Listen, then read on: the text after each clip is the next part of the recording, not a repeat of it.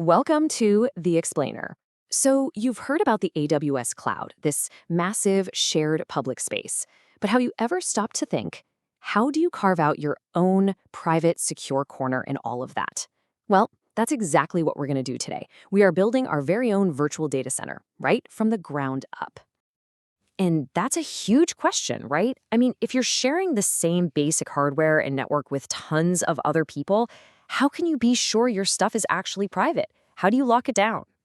The good news is AWS has a really elegant answer for this, and we're going to tear it all apart and see how it works.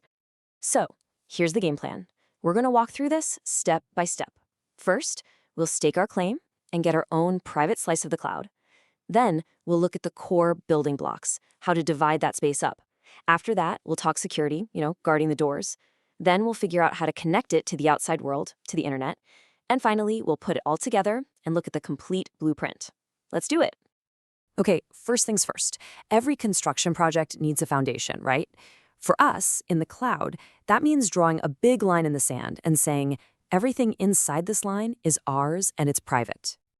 And that foundation, that cornerstone of everything we're about to do, is called the Virtual Private Cloud, or VPC. You can just think of it as the digital fence you're building around your property. It is the absolute first thing you have to do. It creates this isolated bubble inside AWS where you're going to put all your stuff. And I really love this analogy because it just makes so much sense. Think about it. Before you can build a house, you have to buy a plot of land, right? That is exactly what a VPC is. It's your own private piece of real estate in the massive world of the AWS cloud, with a clear border that separates your stuff from everybody else's. All right, so we've got our plot of land. Now what? Well, you don't just build a house with one giant room, do you? No, you build walls, you create a kitchen, a bedroom, a living room, you partition the space. And it's the exact same idea inside our virtual data center. This is where we introduce something called a subnet. A subnet is really just a smaller section inside your bigger VPC. It's how you start organizing things. For example, you could create one subnet for all your web servers, the stuff you want people to see, and then a totally separate locked-down subnet for your private databases. And this is where things get really cool, because by creating these different rooms, you're already starting to build a powerful security model.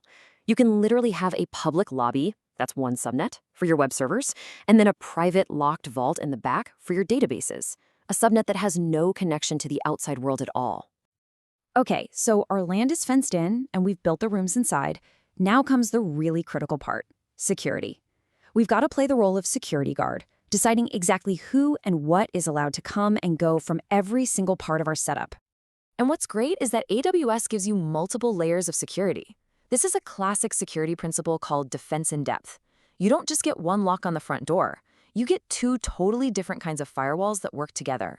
So let's break down what they are and how they're different. So this table lays it all out. On one hand, you've got network ACLs, or NACLs. Think of these as the security guard for the entire subnet, for the whole room. They're what we call stateless, which is a fancy way of saying they have no memory. If you make a rule to let traffic in, you have to make another separate rule to let it out. Now, security groups are different. They act at the instance level, on the individual machine, and they're stateful. This is the cool part. It means they're smart. If you let a request come in, the security group automatically knows to let the answer go back out. It remembers the conversation, so you don't need that second rule. So here's maybe a better way to picture it. The network ACL, that's the big security guard standing at the door to the server room, checking everyone's ID as they try to enter. But the security group, that's the specific key card you need to swipe to unlock your individual server inside that room. You got to get past both to get to your machine. All right, so our virtual data center is built. We've got rooms, we've got security. It's like a fortress. But what good is a fortress if it's totally cut off from the world? Sometimes you need to talk to the internet. The trick is doing it without just throwing the gates wide open and undoing all our hard work. And the first piece of this puzzle is something called an internet gateway, or IGW for short. It's exactly what it sounds like, a gateway to the internet. You just attach it to your VPC, and the best part is AWS handles all the heavy lifting. You don't have to worry about it being a bottleneck or going down. It just works. You can think of this internet gateway as the one and only official front door to your entire building. But, just having a door doesn't really do anything on its own. How do things inside your building know that the door even exists? How do they find their way out? Well, that's where the next piece comes in, The route table. This is basically the GPS or the directory of signs inside your building. It tells the traffic where to go. And here's the key. Every single subnet that we created gets its very own route table. And this right here is the secret sauce. This is what makes a subnet public. You add one little rule to its route table. You see that 0.0.0.0/0? That's just geek speak for any traffic that doesn't know where to go. Basically anything trying to get to the internet. And you point that traffic to the internet gateway. It's literally like putting up a giant neon sign in that subnet that says, exit this way.